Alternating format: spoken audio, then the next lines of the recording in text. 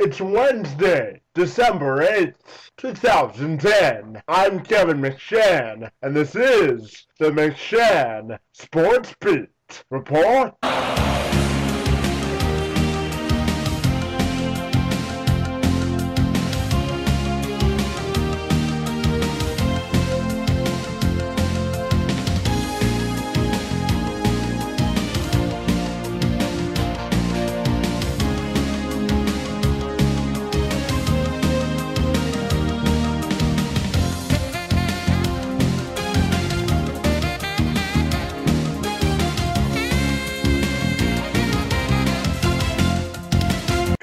Coming on Tuesday, the suspension of Albert Haynesworth.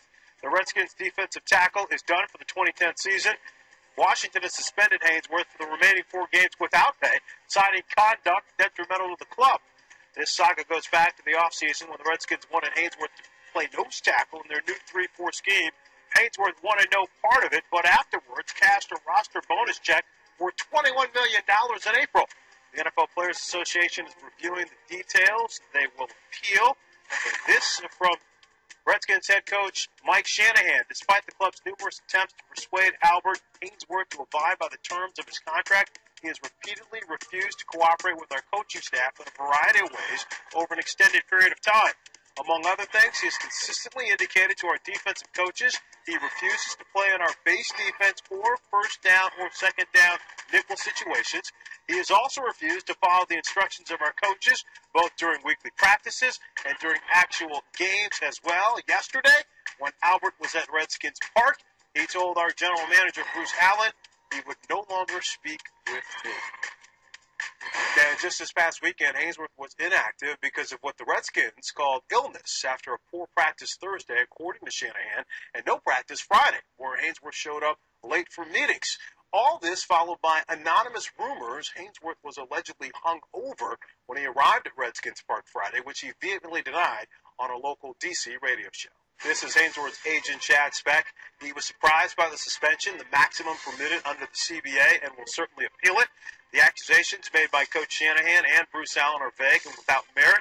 Since training camp began, today's notice was the first that Albert received, informing him that his conduct was not consistent with the terms of his contract, as Coach Shanahan claims. Albert has repeatedly asked for a bigger role in the defense. He simply wants to play and maximize his contribution to the team. For more on this, let's welcome in Jason Lockenfora. Jason, what can you tell us about how this will play out? Well, Fran, really, it's a matter of $850,000 at stake. By suspending Haynesworth, the Redskins can look to recoup that $850,000 that remained for this year. From his standpoint, it also keeps him from being able to sign with another team. Had he just been outright released, he could have filed termination papers to try to recoup that $850,000. Certainly he won't be there in 2011, but the PA will appeal this. That appeal could come down as soon as Wednesday, and per the CBA, there's stipulations that would point to an expedited appeal in this case, which means by a week from Wednesday, we may have a conclusion as to which side won this case and where exactly Albert Haynesworth stands.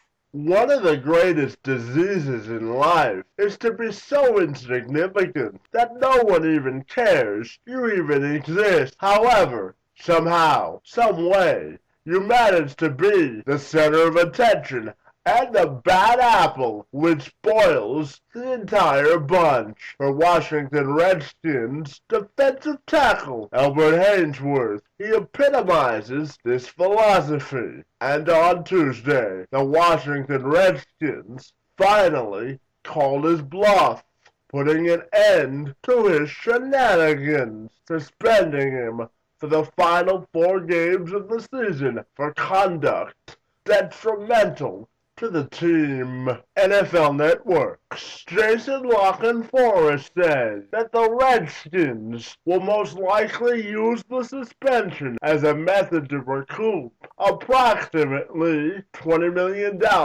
in bonus money they paid to Haynesworth in April. However, under the terms of the current collective bargaining agreement, Lockenfora says the chances of the Redskins seeing any of that money appears slim. Haynesworth appeared on the Kevin and Rock show on Monday on 106.7 The Fan to share his side of the story and to clear the air. I had people call me saying, like some media people reporting that I was like hungover and drunk and all that stuff Friday. I mean, and then they're like, oh, well, a bunch of people said it. I was like, well, I didn't know a bunch of people were out with me. I said, actually, I didn't see anybody. Yeah, I went out on Thursday, but left early because I wasn't feeling good and went home. And then they want to sit here and say I was hungover and drunk or something like that. I mean, you look at my career, you look at my college career, there's never, ever been alcohol involved. I've never been pulled over, never had a DUI, and no public intoxication, no anything like that. For somebody to come out here or for these people to make up lies that try to make me look bad, I mean, it's ridiculous. I mean, I think they're cowards, because if they have something to say, they should come to my face, not run to the media and try to lash me, behind my back. Well, when we talked a little earlier, you sounded pretty emotional, and like I was trying to explain to Kevin before we, came in to do this interview that you didn't sound like you were angry. You sounded like you were like emotionally upset, like someone bothered you by this. And from you talking right now, it really appears that way. What is it? Do you think that's going? Does someone have something out for you in the media that's going on, or do you just wanted to set the record straight? I do. I believe there's some kind of haters or something like that. An organization that they don't like me. I don't know if it's players, I don't know if it's coaches, I don't know who it is, but obviously it's somebody who doesn't like me, which is fine. But when you go out there and start making up lies, then yeah, I got something to say. Well, has anyone in the locker room, being a teammate of yours, have they come up and said anything, pulled you to the side and say, Hal, this is what I have a problem with because I heard this from someone else? No, there's nobody said that. They just said, oh, it's speculation in the media and blah, blah, blah. I mean, be a man. If you got something to say to me, then you come to say to me in my face. Don't go run behind and say things behind my back. I mean, we're not little girls or anything, and nothing wrong with being a girl, but I'm a man. If I got something to say about you, I will say it to your face. I don't have a problem with that. And I mean, it should be the same way, not run behind somebody's back and go talk about them and start all kind of rumors and lies and things just because they want to make themselves look good or whatever. I mean, the bottom line, Sunday, I was ready to play, could have played, wanted to play, and then I come in, my stuff is packed up. They tell me I'm deactivated. So, man, it's their choice. I mean, I'm here to play. Everybody's saying I'm not committed. I'm committed. I'm not there to play. I've never had an issue with playing. I always play hard. I play hurt. Heck, I blow out something before I quit playing. I mean, I'm still the same player that I was when I was at Tennessee, and if they can put me on the field and let me prove that, then I would. I mean, getting 14 snaps a game is not helping anything. Well, do you think that anything that has been rumored to have been said about you has anything to do with why you were deactivated on Sunday? Yeah, they said like I didn't practice well. Okay, if I didn't have a good practice, I mean, that's not the end of the world. I'm sorry, like I didn't have a good practice. But you know what? When it comes to Sunday, I'm out there on the field. I'm out there trying to make plays. That's what I'm trying to do. All right, on the McDonald's hotline, I got Albert Haynesworth. It's Kevin and Rock Show. You guys make sure you keep us tuned in. Also here out with us, Albert, I got Grant Paulson, who wants to ask you a couple of questions, if that's cool. Is that all right? Who? Grant Paulson, our Beaver Boy. Grant just happened to actually be in the studio when we were coming in, Grant. Albert, you mentioned cowards maybe running to the media. When you talk about that, who do you think possibly did this? Who are those cowards? I don't really know.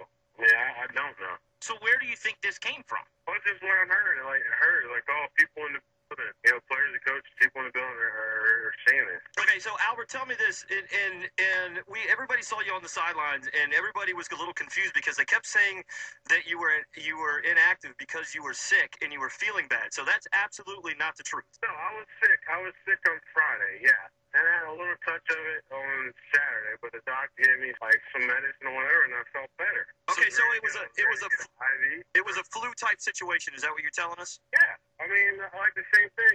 If they would have sit here and make up lies, so they're saying last Sunday when we played the Vikings, when I got sick right before the game, like literally right before the game, or they're trying to say that was a hangover too, or whatever. I mean, there's never been any alcohol situation ever brought up with me. I mean, you've never heard my name associated with anything like that. Albert, who came and told you that day that you were inactive for the football game? It was Coach Hasley. He came and told me and said, because I didn't practice Friday, I said because I was sick. And he's like, yeah, I guess so.